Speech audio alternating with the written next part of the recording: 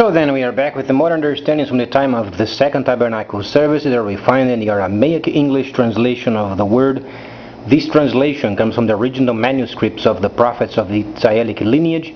So then we can understand the time of the end. As per Yirmiyahu the prophet, we find a layer of understanding of the spring feast, autumn feast, and also the returning of the cities of the Messiah laid waste for many centuries, found then precisely then in Yirmiyahu the 61st chapter, and also in Yirmiyahu chapter 1:8.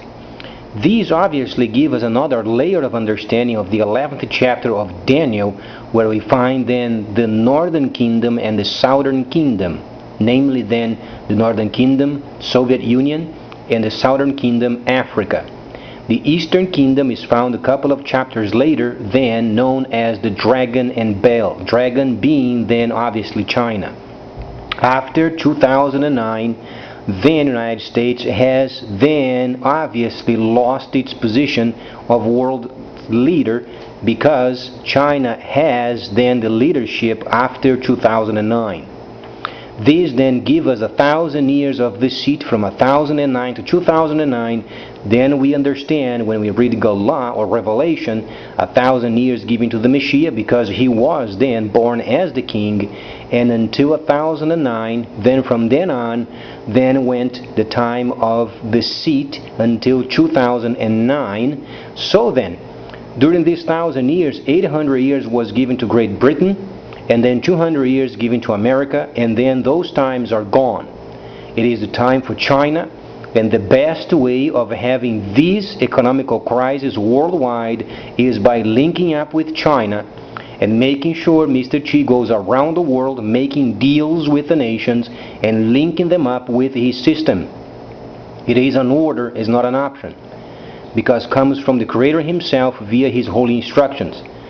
Obviously, we find in other nations that were so loyal to the BRICS, some of them are chicken out.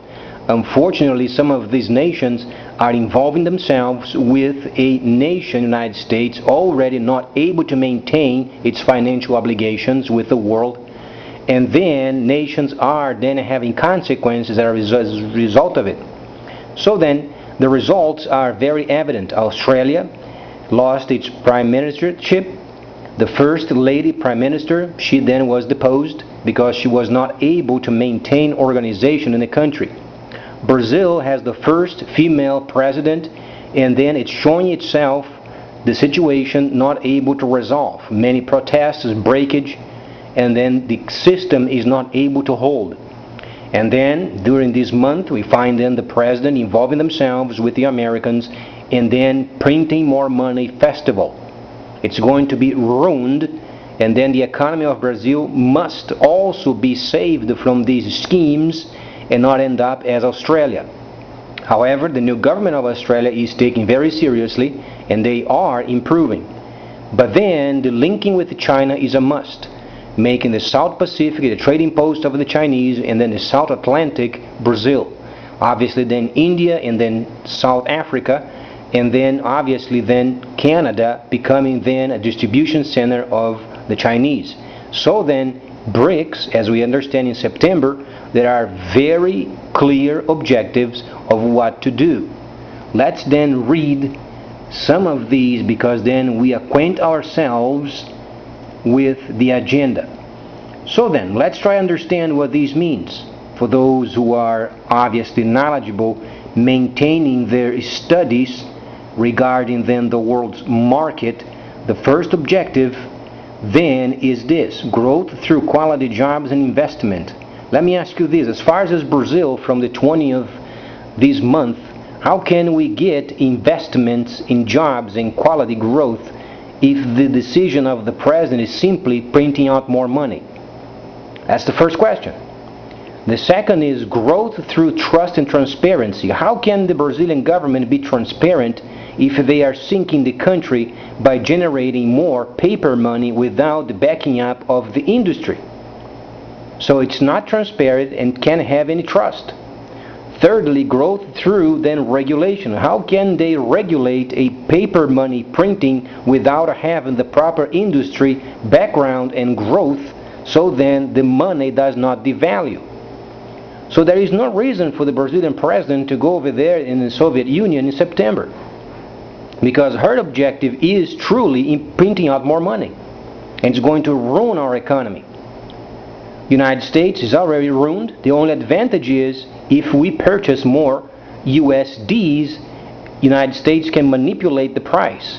What about real? Or what about our money? How can we get then the value of our money without industry? So then there is no reason for the Brazilian president to be part of it. She has 36 days to get her acts together and come up with objectives, or there is no reason for her to go.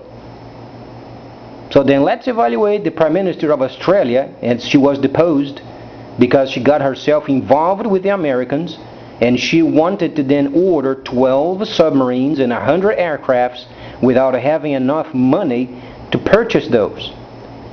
Then they discover Australia has a debt of 70 billions, and then both of them were deposed.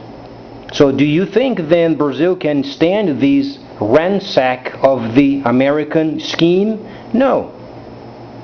So then the president of Brazil, the 20th of this month, simply said, "Welcome back to the slavery of the USD." Please stay tuned, much more coming up.